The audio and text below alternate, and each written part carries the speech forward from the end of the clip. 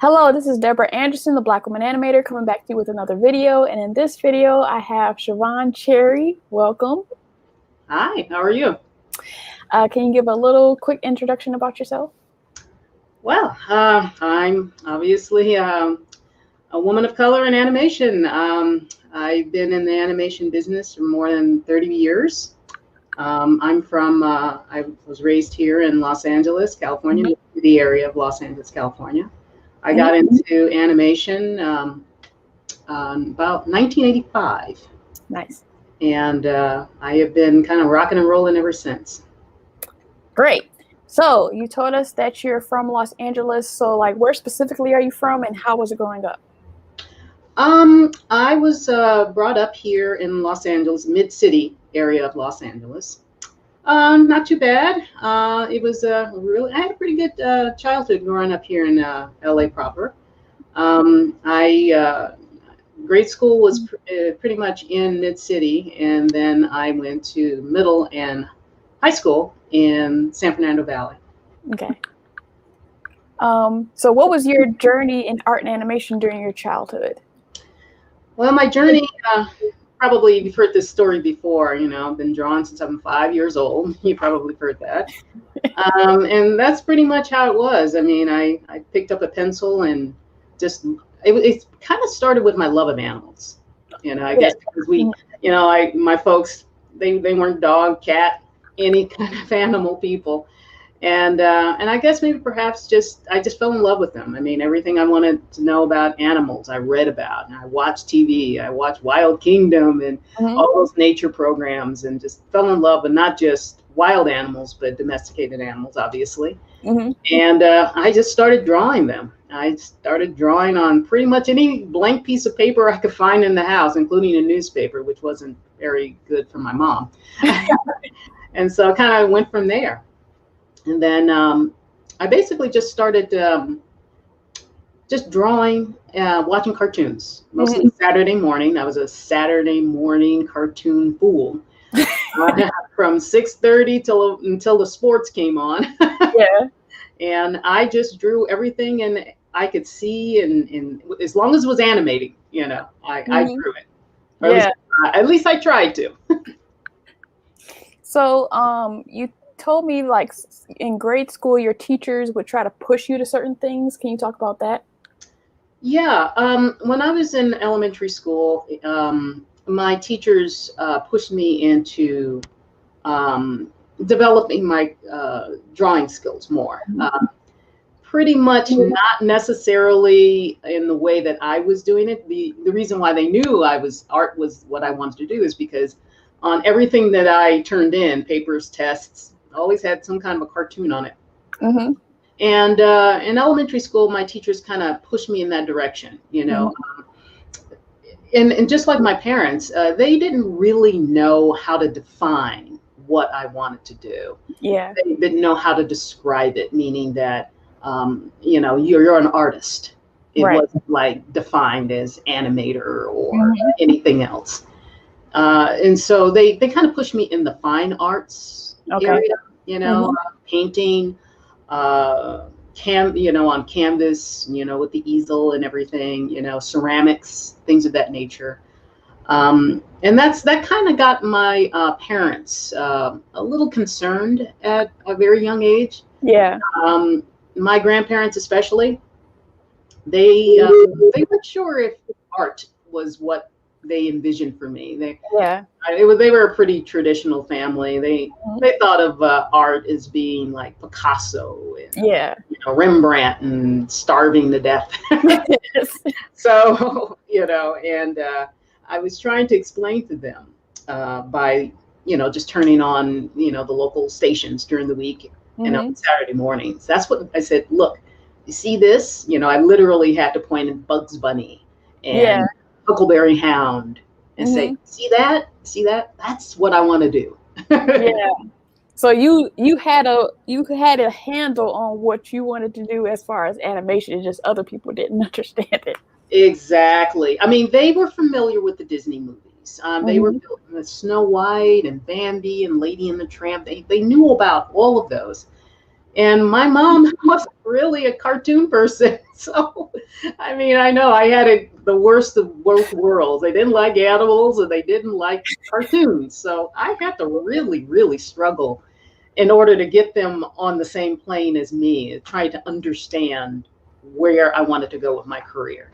Yeah. They basically thought, hey, you like animals? Mm-hmm. How about you go for being a veterinarian? Yeah. Be a vet. That actually is something that you could put, some letters in front of and earn a paycheck.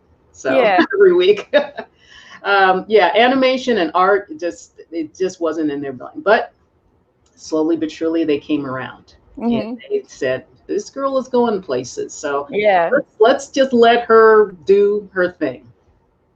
Yeah. As I hear different people's stories, and then I've heard other people's stories or had family members who were artistic but didn't go into art, I find it cool that there's this resilience in some people where even though everyone around them doesn't understand what they want to do, they're like fighting to get to what they actually want to do and not getting deterred like some other people would. Yeah, I would agree 100%. It really was a struggle. Mm-hmm.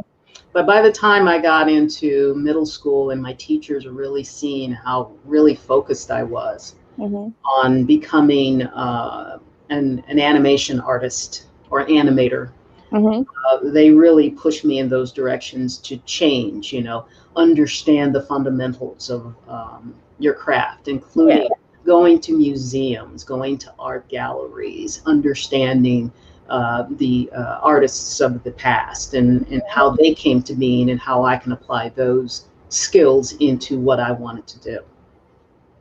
Yeah, that's good. Mm-hmm. So, I think you have an interesting story about trying to find a college. Ah, yes. Well, I was all by myself. I really didn't have a whole lot of people, you know, as far as guidance to tell me what school would be best for me. Mm-hmm. Um, so I did my research. Couldn't find anything. I mean, I knew the local colleges around me, even in high school. CSUN was close by. Of course, Cal State LA. Then just nothing. I mean, and they had fine arts programs. USC, they had great fine arts programs, but we weren't millionaires, and the college money wasn't there. Mm-hmm. So when I was in high school, I wasn't exactly sure where I was going to end up. I thought I was just going to go into business school or just take college, something in college just to get a degree. And I had a substitute teacher when I was in high school. And it was arts. It was just a regular art class. I mean, the closest to what I wanted to do was when I was in high school. It was animation. It wasn't like animation. It was like cartoon and design, art, cartoon and design. And wow, I mean, me and the teacher bonded until I was out of school. So then one day there was a substitute teacher that came in and it mentioned to me, saw my skills and what I wanted to do. And it was the very first time I'd ever heard of the school, CalArts, California Institute of the Arts in Valencia. He said, that's the school you need to go to. That's where you need to apply your skills to, and they will guide you. I applied, and I didn't get accepted.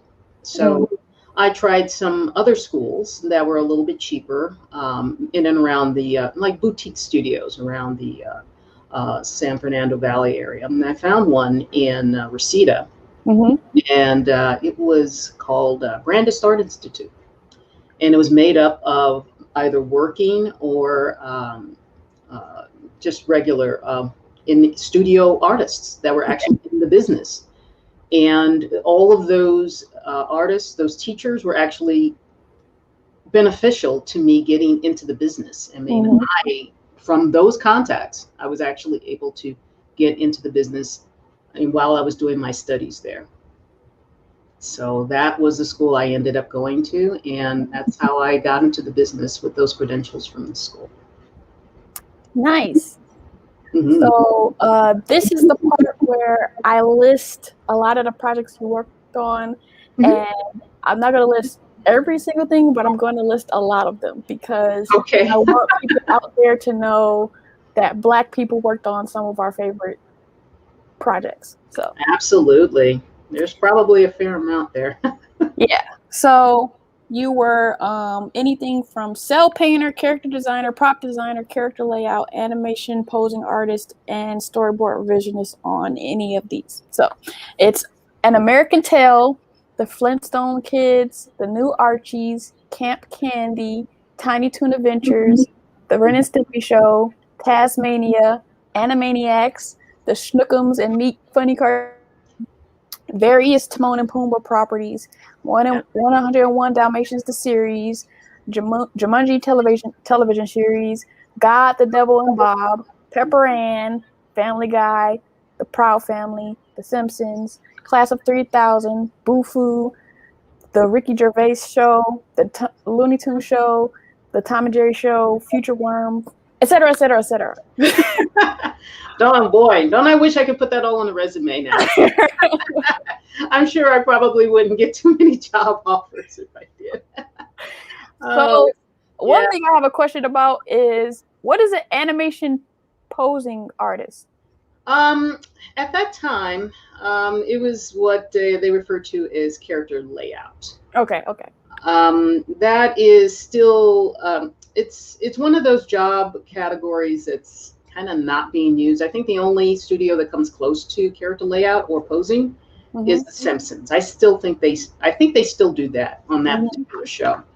And what it was is that back when in the drawing days, back in the pencil and paper days of animation, layout, it was literally just called layout.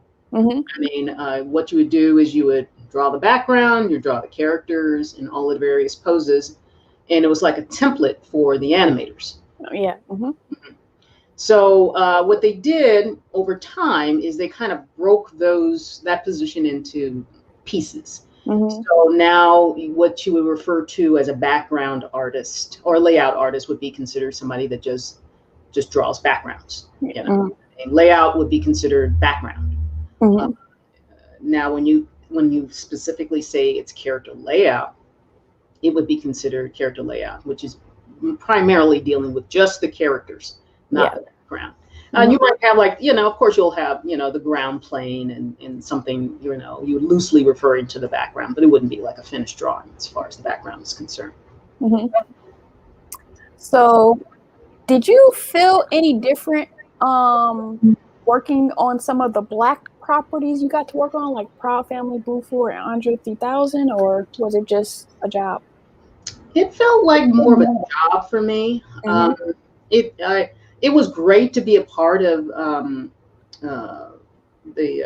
this early Proud Family. It was so different. Nothing was done like that before, and everybody worked so hard to make it work. And it was just, I felt it was just a job. I didn't think of myself even coming up in the business as being a Black woman in the business. I never really thought of it in any kind of identity way. I thought it just basically, it was just determination and skill level and just getting my education down to a comfortable degree in which I felt as if that, wow, I must be, good now. I must have learned something, I got educated well, not just in art school, but also in profession as I moved up the ladder. So, wow. I mean, I liked Andre 3000. Is it 3000? Yeah. I sometimes I forget because this is the year 2000 at that time. So, and that project was just leaps and bounds, so different than how you would really categorize how, shows are done today. I thought it was just like another step in that direction of more diversity in animation in shows that are coming out. So from going to school, entering the industry, so I guess you can combine, okay, how did you land on the storyboard character thing, but also kind of talk about starting from the bottom and how was the business different when you first started? Wow. It was really, it's like night and day. Um, at the time when I got into business, about 85, there were no female artists, to my knowledge, especially female artists of color. I couldn't find one. At that time, the only, ladies of color, not just Black, but others as well, were all in ink and paint. Yeah. And, cell painting. Mm-hmm. But I could not find one, not one that was like me. I think over time, I did meet a few. I think probably more in passing as opposed to like being like a friend or a colleague in the industry. And I got my start in ink and paint. I started rock bottom. I thought that would be a great avenue for me at that time, who didn't have it. My drawing skills weren't up to par, I felt. Still in school, because the work at that time was very seasonal. There was only like 4, maybe 5 studios working at that time. You had your Disney, you had Filmation, Hanna-Barbera, and a number of smaller boutique commercial houses in animation studios, I guess. Mostly dealing with commercials, not really at the level it is now. And I just did my research. I just started calling, and then all of a sudden I got a call back to be a part of American Tail. And they gave me a shot. It was only for 2 weeks. I worked in a warehouse in Van Nuys. This is when American Tail was still in town. I mean, they eventually did move the entire production overseas to Ireland. And I was actually able to get in right before they actually packed up and moved over there. Some, work was still being done, but most of it was done over there. And that's where I got my foot in the door. Nice. So can you talk about how your first interview went? Well, back, there were no cell phones. So it was all like, taking a chance and calling the switchboard. And I got in contact with somebody in the ink and paint department. I do believe her name was Olga Craig. And she talked to me, and she said that there was some small work that needed to be done in-house. And would I be interested? And I was so happy. She said, yeah. I kind of knew how to cell paint. But I learned pretty quickly, and she was a great teacher. And it was me and another individual, and he and I shared a room across the street from the main studio, and that's what we did. And it was mostly for small things, like shadows and a couple of sequences that I still, to this day, when I watch American Tail, like, I did that. I did that scene right there. And my friend, my roommate, he did the scene that was like it was Fievel being chased by his father when they were on the ship, and they round this boot, And I did Fievel, and my friend did Papa. So every time I see that, I just lose my mind, and I just say, "Oh boy, that was so cool." Yeah, that was my very first job as far as in animation, and that's how I actually got a chance to meet some of the animators that were working on the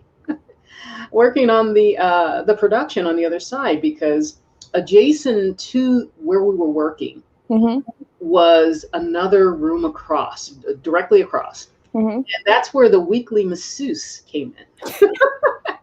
And all of a sudden, here comes all of these guys. And they were all going into the masseuse room. We didn't see anything. We didn't think, me and my friend didn't think much of it. And then that's when the animators just kind of all came and saw what we were doing. And they said, "Oh, I know that scene." Oh, and was able to recite the lines without me even knowing what the dialogue was. And we shook hands and we said hello. And we were just, that was my first connection. And there were so many people that came by. I just can't remember all their names, but if you ever talk to one, they would always remember those two people across the hall doing cell painting, and just shook our hands and let us and kind of introduced ourselves to the working professionals. Nice. I mean, they're animators. That's where we both wanted to be. Yeah. And wow, that was a pretty unique experience. So, how was the 90s and how did the dynamics change? Well, for me, going from a cell painter, I eventually ended up over at Hanna-Barbera. Okay. That was my first full-time job. I was still in art school at the time, and work was so infrequent. I thought of it as a summer job. So, so when I got my foot in the door at Hanna-Barbera, I just noticed mostly women, all in the ink and paint department or checking. Mm-hmm. That's pretty much where it was. I did not meet anybody that was a woman or a woman of color that was actually an artist that was drawing anything or even painting. You know, background painters were still considered, you know, women in animation even then. Mm-hmm. And I never got a chance to meet any of those ladies. It was just pretty much all women. Mm-hmm. Very few ladies of color. Like I said, I think there was only maybe two other ladies there that were kind of in a supervisory position. Mm-hmm. And that was it. It really didn't begin to change until the late 80s, early 90s. And that is when I got excited because I was going to be going places and finally getting into a position in which I knew for a fact that I would probably be drawing soon. Yeah. And that happened I would say that all changed when I started. Things I saw were just changing for the better. Mm-hmm. Women. 89, 90, that's when Little Mermaid and Roger Rabbit came out. Mm-hmm. That is when things really changed as far as women in animation. Mm-hmm.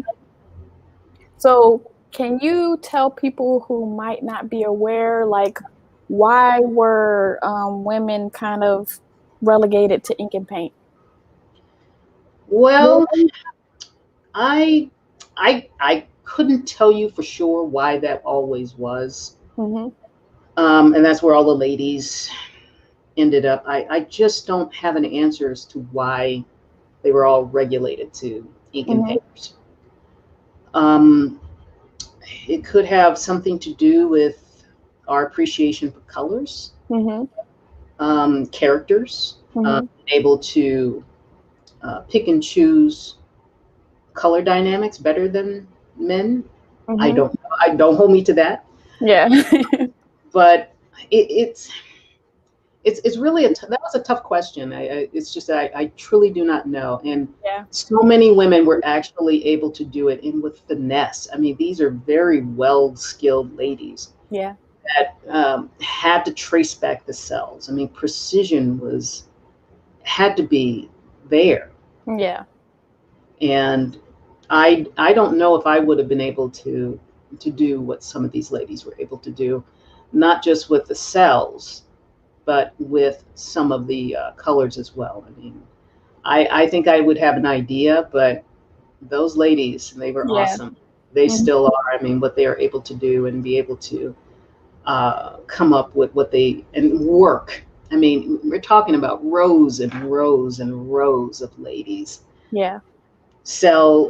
Inking cells, painting cells. And by that time, I mean, of course, by the 80s, everything was pretty much all Xeroxed. Yeah. Mm-hmm. But I knew for a fact I wasn't going to be a cell painter for long because I saw things changing at that time where less and less ink and paint work was being done in town, and computers were taking over. Yeah. Yeah. So. Yeah. So how did you get along with industry veterans? I think I'm not bad. I mean, I think I struggled a little bit as far as confidence, probably like every young artist. It's a tough one. I could say that's another tough one. I think I got along pretty good. I tried not to be too overbearing, Mm-hmm. but yet I didn't want to seem like I was too eager as well. I didn't want to just go in there and say, "Hey, I'm the next, Spielberg or anything like that." I had the same ambitions. Mm-hmm. I wanted to get in there and I wanted to be more than what I was. But I came to the realization I needed to learn more. I needed Mm-hmm. to talk to the industry vets more. Mm-hmm. And actually, as I gained confidence with studio work, I was actually able to get that confidence and and talk to veterans. And people fail to realize, I don't know if a lot of the young artists today really appreciate this, but I personally think that the industry veterans, they are the ones that know everything. Mm-hmm. We know nothing. If you had an answer, if you had a question, those guys and gals were right there to answer them. And they Mm-hmm. didn't want to see mistakes being made. They wanted to make sure, regardless, they wanted to make sure it was done right. Yeah. Yeah. When I interviewed Dan Haskett, he was talking about how, young people are so intimidated, but some of the industry veterans like welcome you to talk to them. Yeah, because we are now where the veterans of before us, I mean, before that time, we Mm-hmm. are the veterans now. Yeah. And I haven't had the experience myself, Mm-hmm. but I've heard many veterans talk about how the kids that are now in charge and doing what we kind of did, Mm-hmm. they don't ask a whole lot of questions about from the veterans. They just do their own thing. Yeah. Which is kind of disappointing because we know what we're talking about, but Yeah. it's not the same dynamic. I mean, Mm-hmm. not all of them, but I can honestly say there are some that are just they don't care. They know what they want to do and they're Mm-hmm. going to do it. But Mm-hmm. I don't see a whole lot of them like reaching out as much as I used to. Not like we did. Yeah.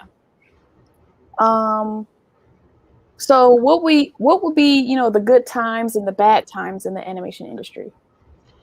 Well, yeah, it's the roller coaster is it almost feels like it's every few years there's ups and downs. It's a roller coaster. Yeah. When I got into business in the mid '80s, there was so much not there. I mean, we're talking about studios were closing down. There wasn't a whole lot of opportunities. There were not as many opportunities as there is today, that's for sure. Mm-hmm. But it was very limited. And studios were drying up, and it was just probably just 2 or 3 studios, like I said in the beginning.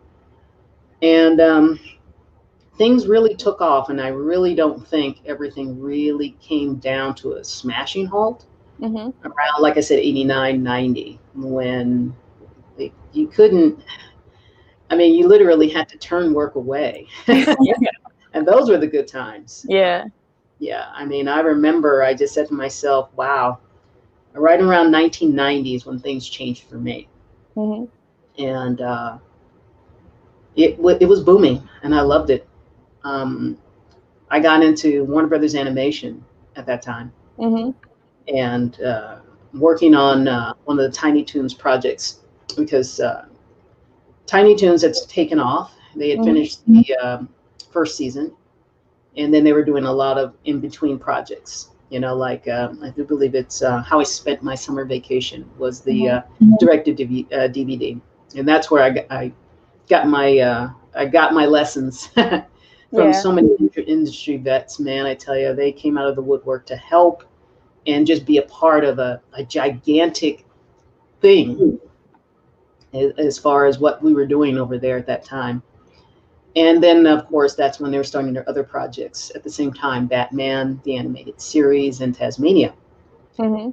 And wow, did I meet so many people, new, older, Mm-hmm. and boy, I thought I had hit the jackpot. I Yeah. thought that this is it. And that's where the real intimidation came from. All of a sudden, there were women, they were drawing, they were doing storyboards, they were doing character layout. And I was a part of that. I was drawing. And also for me, it was like the first time I worked during Christmas. I had a full-time job at Christmas in animation. I was so excited. I couldn't, I mean, all the times before that, I'd been in the business 5 years at that time. And I never worked around Christmas time. And that's usually when the studios close down. And that was the first time. I was so excited. I gave out candy canes and just said hello to everybody, went to all the gatherings and just mingled. And I met some of the most amazing artists. And the dynamic was very, very different there too. And it was the first time I'd met Dan Haskett. I had no idea what he looked like. And I've been a follower of his work for so many years. And I had no idea what he looked like. Nobody would tell me anything. And I was jaw dropped when I met him. And I just said, oh my gosh, I had totally pictured you different. I was so humbled. I was so humbled. He drew me a picture and everything. I was total like fangirl at the time. And I just said, one of my greats I've been studying for a while. And I just said, wow. But also it opened the door for me to meet so many other industry veterans and first timers. And boy, that's when things changed, because I was probably one of 3 artists that were actually drawing at that time. I got a job as a cleanup artist at first, and then I moved into layout. And there were at least 2 other ladies there that were doing the same thing as me. And I felt like, wow, this is great. This is where I belong. This is home. So through your childhood and like, I guess, school, animation and animating was kind of the path. So did you never become an animator because you found that you liked storyboarding, or what happened? Yeah, when I was in art school, I of course, just by growing up, wanted to be the next Disney animator. I mean, that was just that's what I want to do. I thought that's what I got out of art school, wanting to be the next, Frank or Ollie, female version, obviously. Not knowing that, there were already women animators, and they had to also climb the ladder as far as animation. They had to start off as in-betweeners and breakdown artists, and had no idea. I had no idea those processes, and all those came by, art school and by working with these industry veterans, which educated me as to exactly how it's done. And we began to understand that the business was changing for the better for women.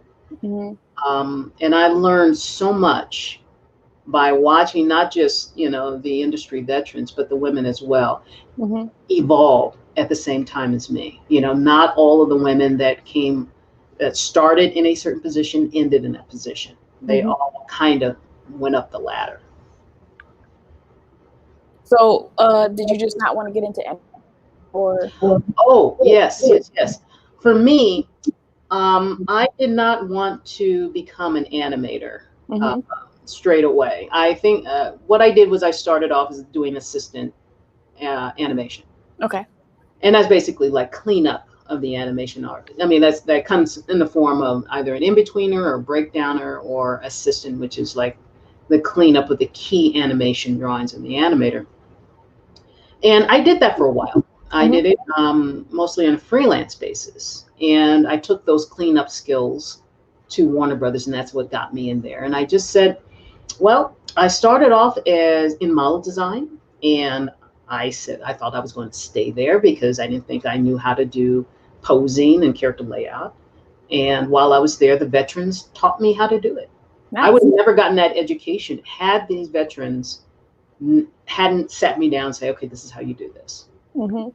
And that's kind of how I did it. And then as I evolved, I grew to like storyboards. And I had been doing this my entire life, watching cartoons, making my own storybooks, creating my own characters, my own worlds. And I never thought that what I was watching was an actual moving storyboard when I was watching Saturday morning cartoons, or even features for that matter.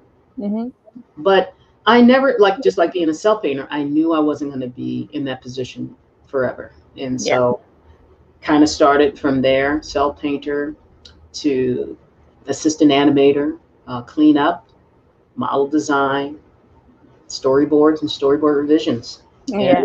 And then eventually to where I'm at right now, just creating my own content, my own characters. And wow, I never thought in a million years that somebody would say, hey, Shavonne, you created that. Yeah. That's your story. Those are your characters. And, you know, creating characters and worlds. So can So, you go kind of talk more about what you're doing now as a content creator? well, yeah. I talk a little bit about it. Yeah. I'm in the works of possibly pitching shows Nice. to bigger studios, Mm-hmm. um, and also scripts as well. And I have this wonderful person I'm working with that's repping me and really pushing me in a direction that I never thought that there was an audience for. You know, my stories. They say, Shavonne, what's your story? I hear that so much now. Yeah. What's your story? What inspired you? What was your childhood like? And what was, you know? And I said, I didn't think anybody would be interested in those kinds of stories. What, you know, my imagination, my characters that I created when I was a little girl, you know, and I said, wow, I actually have to really sit and think about it. At first, I was overprotective of them. Yeah. These ideas. Oh, I was so terrified that somebody, I'd pitch it to somebody and they'd steal it and I would never see it again. And they would get all the credit. I had those fears. And then as time evolved, I just said, no. You know, I think I can do this. I know people are asking me and I am willing to talk more about it because these are stories that are mine. And it's been a long time in keeping them kind of bottled up inside and not thinking that there would be an audience. But yeah, there's an audience for this now. And I'm glad that there's people actually wanting to hear it and see it. Yeah, even on a smaller scale, sometimes when I go to different artists' websites, I'm kind of sad when they don't have an About Me page because I'm like, oh, I want to know about you. I know. I don't think I have one either, but it's not that I don't want to put one up. I also want to know who the people are that want to know about me. I mean, it's something that you had to kind of work yourself into. It's almost like, you know, I don't feel comfortable talking about myself, you know, because I'm so used to drawing somebody else's stuff and somebody else's things and, you know, their creations. And now I feel a lot better. It's almost like you've ever had to give a book report in front of in class in school, like grade school. And now I remember how I was so good at it once upon a time. And then I just said, nah, it's just like, you know, nobody wants to hear that story, you know, hear about I was 5 years old and drew all over my mom's newspapers. And I created these characters and these worlds and my animals. And, you know, it's just, now it's like, wow, you should actually do this now. And and I'm a lot better at talking about it. I've always been one of these animation artists that have been kind of quiet. Yeah. I'm one of the quieter ones, that's for sure. I feel like that's the culture kind of our industry where throughout the years, like particularly from the company side, they didn't want to make the people who did the art like put on a pedestal. And then after a while, it was just the animators that were put on a pedestal. So that's how it was, you know, for me. Yeah, I felt as if the animators, the ones that actually knew, that drew the work and had all of these experiences in their past of being able to work on all these great features and bring these characters to life.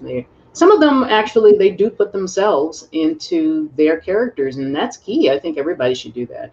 Whenever you create anything, you know, always put something of you in those characters. That's very important.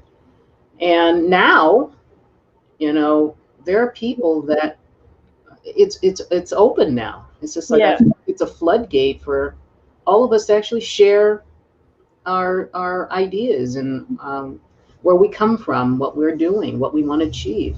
Mm-hmm. I feel as if I'm still one of those artists that's still learning and evolving. And I don't think that's ever going to go away. Yeah. So for me, I just like every day is still, I'm still learning. And I want to learn. I'm not a closed book. I'm not one of Yeah. those people that will just, just feel as if they've reached all they can achieve. And then they just say, well, all I can do now is, you know, just continue just doing what I'm doing and never evolve into something further. I said, no, that's not me at all. I want to Mm-hmm. learn more. I want to talk to other artists and find out their stories and what they're doing and how they came to be. And Yeah. see if we have, similar paths. Cool. So what would you say was your biggest breakthrough in your career, or did you have multiple? Well, I always reach back into, when I got a first interview, with anybody in the business, anybody important. Back in Hanna-Barbera, I was still knocking on doors at that time, still in art school. I was carrying my portfolio around to studio to studio, just like everybody else. And then somebody said yes. I Mm-hmm. mean, something that you'll never forget the ones that said yes, especially when you were young and you were starting, and there were very few women in the business. So Hanna-Barbera gave me one of my first interviews, besides, the one over at American Tail. Yeah. That one was pretty much all done, by phone. But, if you talk to some industry veterans, when it came to Hanna-Barbera, they had this animation veteran named Harry Love. Mm-hmm. And he was a animation artist from the golden days. And he was basically the kind of like the HR kind of like front man to single out if there's talent out there. And it was a start. Let's just Yeah. say, you can't say that it was one of the most beneficial. It was beneficial in a way that, you had somebody look at your work and get criticism, Yeah. and that's where I learned how to take criticism. It was tough, just like all artists. Nobody wants to open their portfolios and say, okay, this sucks, and not know the reason why. Mm-hmm. And it was nice. I liked that experience. And then it led to others. I think the only other one that I can say that was really challenging and really tested me was with Ralph Bakshi. Mm-hmm. It was a weird interview. It wasn't. It made me think about how I can improve my work. Mm-hmm. It didn't go well, Mm-hmm. but it definitely made me really buckle down and get better at my craft. Yeah. And you go from one to another, and you take that advice, no matter how good or bad, Yeah. and you learn from that. And that's what got me to really buckle down and get better. Yeah. Ask questions and get a to stay tough and Yeah. not take it personally. It was hard not to, that's for sure. Not take it personally, and remember, what you need to do in order to better yourself Mm-hmm. and continue on that path. If you ever want to have, if this is the career path you're going to take, this is one that you should definitely take as far as criticism. Just be tough and don't take it personally, and definitely keep your attitude in check. Yeah. Oh yeah, that's hard. That's really hard, and Yeah. and I wish that on everybody. Just don't take it personally and just move forward. So can you talk about how cartoons differ from daytime to prime time?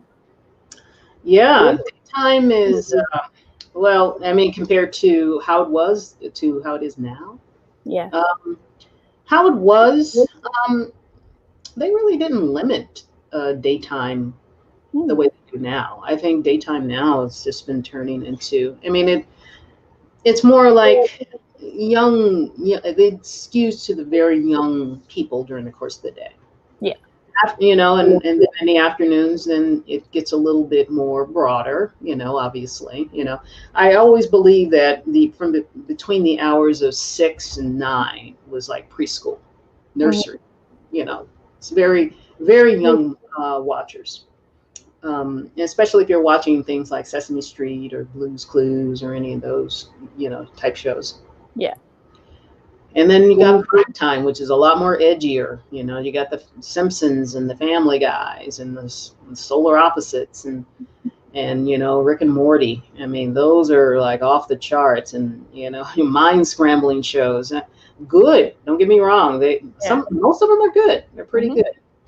But it also differs not just with the way. I mean, the content. Obviously, you're not going to show Rick and Morty at 9 a.m. in the morning, obviously, but it definitely is for an adult audiences. You know, Family Guy was my eye opener for that, and being a part of that was interesting. It was. I liked working on Family Guy in the first couple of seasons. Those were interesting times. That's when the show was new, and they were trying to be the opposite, not the competition to the Simpsons. And you had to definitely have a very, very tough hide, I guess, in order to accept some of the stuff, especially when it came to how the language and and dealing with the different ethnicities, and it was a little tough at first, but I got through it. Yeah. I got through it. When I lived in South Korea, I got to work on Family Guy in 2010. Oh yeah. And I learned about how, they tried to show it in Korea, and then, it just wasn't popular because even for Americans, Family Guy is the type of show where you have to be up on current events. Like, you have to know everything to catch all the jokes. They'll tell 3 jokes in like a 60-second period of time. Oh, yeah. I mean, and they would make fun of, people with disabilities, any kind of a handicap or any kind of race or religion. They were making fun of that, and that was new for me. Yeah. And I like I said, I had to kind of, just try to not take it personally when some of that stuff was, I was reading these scripts, and I just said, wow, that's tough. I don't know a whole lot of people that'll stay on shows like this for a long time. Yeah. But it's night and day. I think that the shows now, I like the idea of the daytime shows being more educational. I think that kids need that. Just some of the things that I've been seeing, I've liked, and it's great that it's being done. And I think kids need that for those particular time periods, from early morning till about noon. And it's always nice to see the nice fun cartoons, the Disney, the Mickey Mouse cartoons that they're doing now. They're the more edgier ones that kind of feel like they're rubber hosey. Yeah. And even the Looney Tunes cartoons, it kind of brings you back to the times of 1930s and 40s. I mean, you're talking about a time period in which we weren't even born. Our parents weren't even born. Right. So it's always nice to see the new spin that they put on those, and still staying true to fashion, to being respectful of that time as well. Yeah. So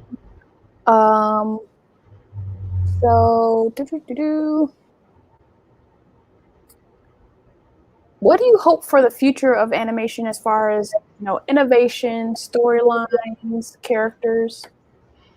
Well, I want for animation, I just still think, I love the fact that everything is changing.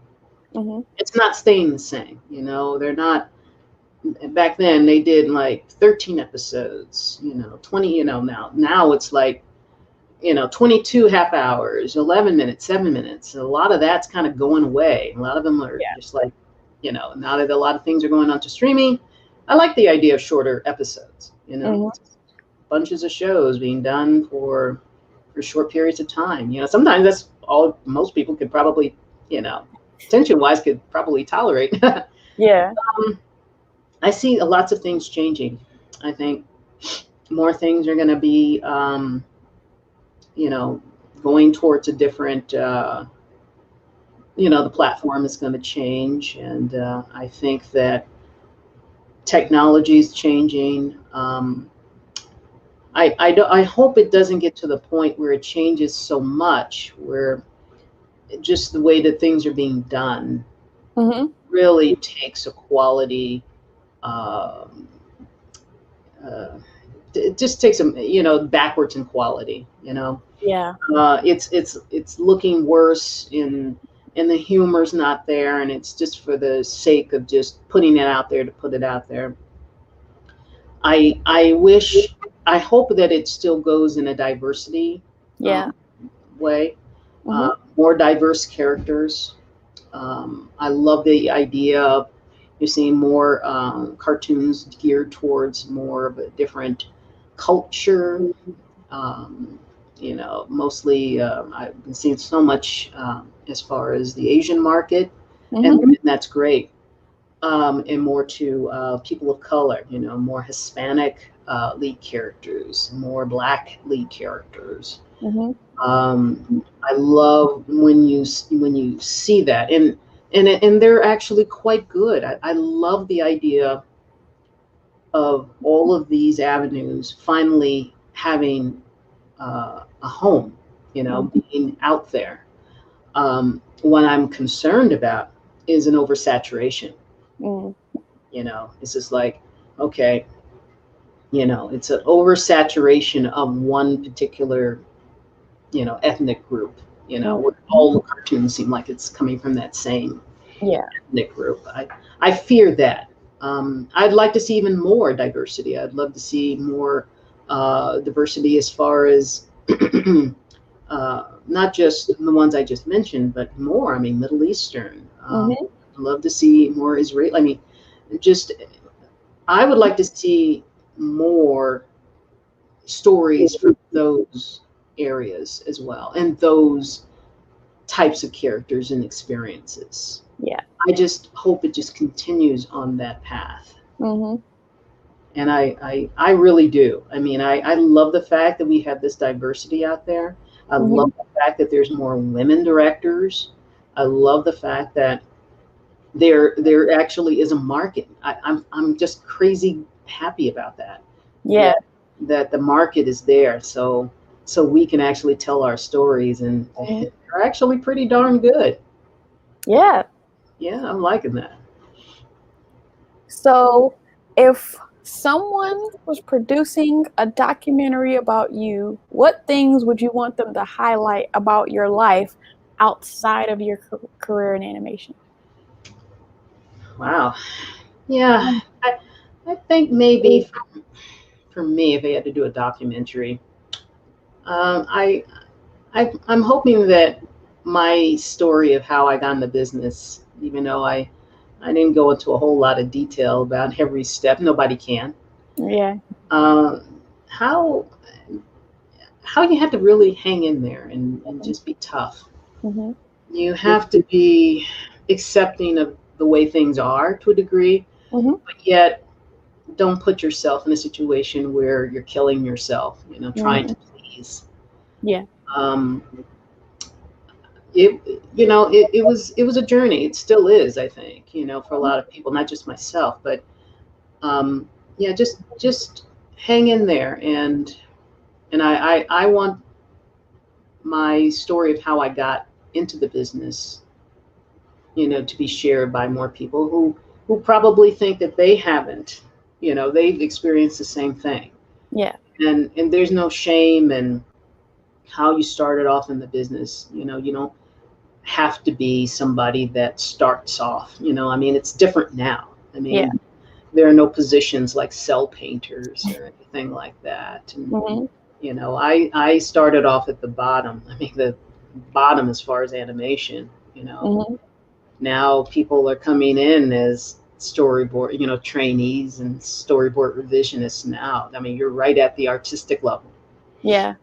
Yeah, those stories, those stories aren't uncommon, but I'd like to hear, stories like mine out there too. I mean, not everybody gets the opportunities to go to the college that they wanted Yeah. and still made it. If you lived thousands of miles away or even different countries, and how they were still able to get into animation and overcome those boundaries as well. Stories like mine are not that unfamiliar, but yeah, I'd like for people to tell me that grassroots story, more grassroots stories like that.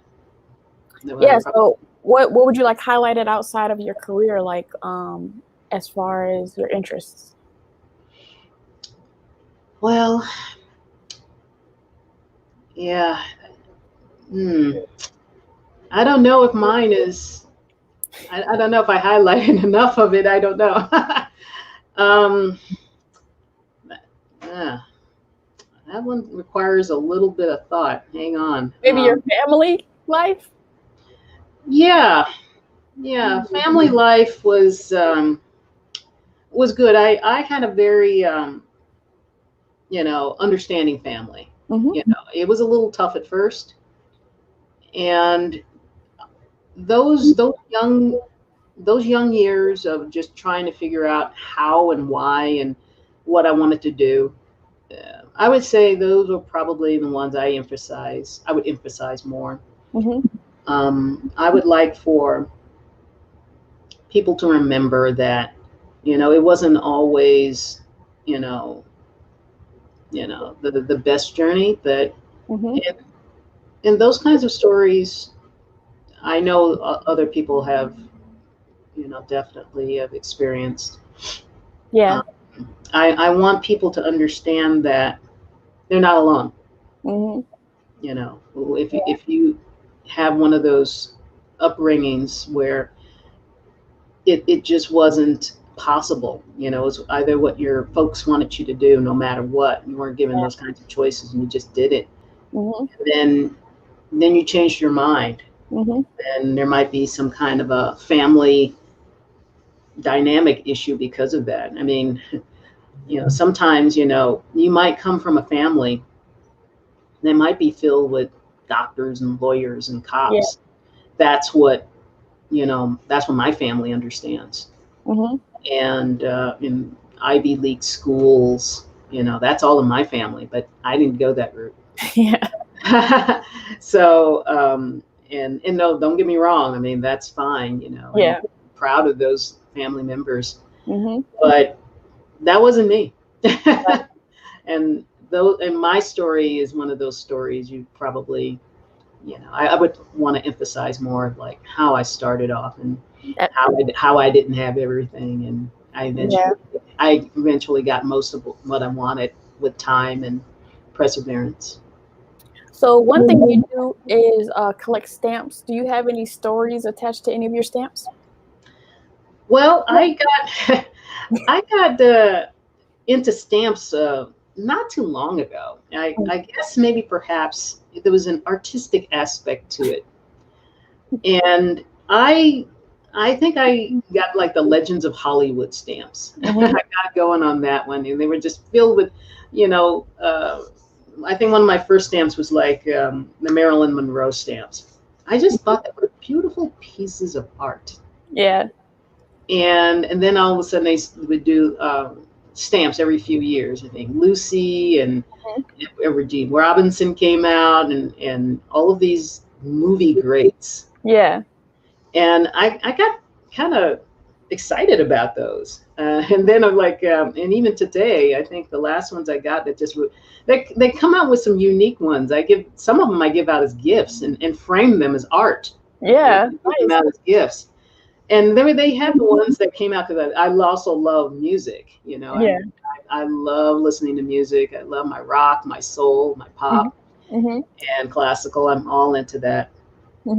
And I think a few years ago they started doing these stamps where there was like Jimi Hendrix Yeah. and it looked like a record album. I said, "Oh my God, this is so cool!" You know. So I just started buying them. So because there's something on the front and something on the back, and I just said I got to put my book and and just have to have these. I'll never use any of them, but it's one of my few little side hobbies. And I had the pleasure of going to Paris, France, Mm-hmm. 1 year, and I found these. I wasn't even looking for them, and I just happened to go into a post office in France, and then they had these Tex Avery stamps. I went, whoa! I had to have them. They didn't have them in the page form, but I just said I have to have them, and I just said to myself, I know nobody's going to believe these stamps when I just it had Droopy and it had like the Tex Avery wolf on it, and I went, I got to have these. Yeah. I probably can't display them the way I want to, but they're cool. So yeah, another thing you like is vacationing. So have you been to any interesting places or had any interesting experiences? Well, yeah, I have family members in Germany, Mm-hmm. and we went there year before last, before the shutdown, Mm-hmm. and we happened to go to a museum of a local artist there, and this local artist, German artist, is trying to break into the animation business. Okay. And it was just like a collector of all these different memorabilia and wanted to get some kind of foot in the door here stateside.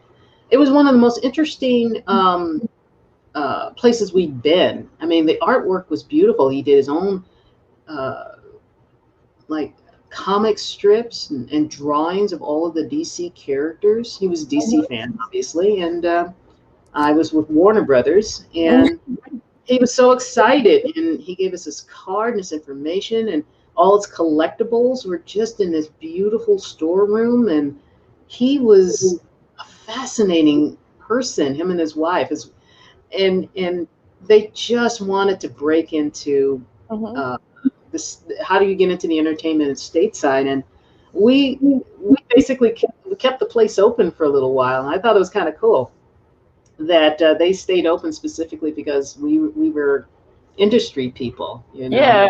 my husband and I, and he just wanted to be a part of it, Mm-hmm. and just give us all his information, and just to see that we're not the only ones on the planet that have the desire to be here and Yeah. be a part of our entertainment industry in some capacity. And it just his passion, he was he wanted to just be a part and get his work out there and Yeah. have somebody here see it. I'm hoping everything worked out, because we definitely did our homework to see that, hopefully somebody got back to him, and hopefully he Mm-hmm. actually get some recognition for his work. He's very, very, very good artist, and I wished him so much luck. Yeah. I didn't know if I was just the messenger. I'm hoping that hopefully he got in contact with the right people. That was pretty nice out there. Yeah. And so you've also attended Comic Cons. What does that provide to you as like a regular attendee and as an artist? Well, as a regular attendee, it's like watching a 4 day Halloween party. It's just something to look at that's not work. It's like a spectator sport. You Yeah. know, at first it started out when I started going. My first Comic Con was with some industry friends from late 1980s, Mm-hmm. and I had never heard of it before. Mm-hmm. And you probably know this, but the artists you probably have interviewed already are most of them come from a comic book background. Yeah. I mean, they got into the business because of comic books. Mm-hmm. And I went down there not knowing what it was going to be like, and it was big at that Mm-hmm. time. It's Mm-hmm. it's enormous now. And I went down there, and just it wasn't like you see a lot of costume people like you do now. Yeah. it wasn't like that at that time. It was more like shopping and, you know, and mingling and getting together with people you haven't seen in a long time. Yeah. It turned into that. So at first, and then it turned into a spectator sport, and it remained a spectator sport. And I think I bought everything I could possibly buy. And and then everything else is just like taking pictures of all of these crazy people and stuff. And I look forward to it every year. You know, even if I don't buy a whole lot, you know, I just go down there to see all these people gather in this one place, eating, drinking, having a good time, but yet dressed in their favorite superhero outfits, from either superheroes or from fantasy movies, books, TV shows. That's what it turned into, you know, from comic books to just movies. Whether their costumes are good or bad, I can tell you, there's a lot of people who have a lot of free time, and for me, it's just like it's a yearly pilgrimage, and it's just, you know, we enjoy San Diego, and that's one of our favorite places to go. Yeah. Yeah. So where can people see your work? Well, my website is ShavonneCherry.com, and that is pretty much where you can see my general work, studio work. Now, when it comes to my professional work, it's a little bit more complicated because you know, I have to ask permission a little bit. But yeah, from time to time, I do post some of my original artwork. I'm on LinkedIn and Facebook as well. Cool. So I want to thank you for coming on my platform and allowing me to highlight you. Thanks. You're very welcome, and thanks for having me and reaching out. It's been my pleasure. And to everyone out there, I want you to like So I Know It's Real, comment and tell me how you feel, subscribe to Seal the Deal, and sign up for post notifications to show your zeal. And I'll see you in the next video. Peace.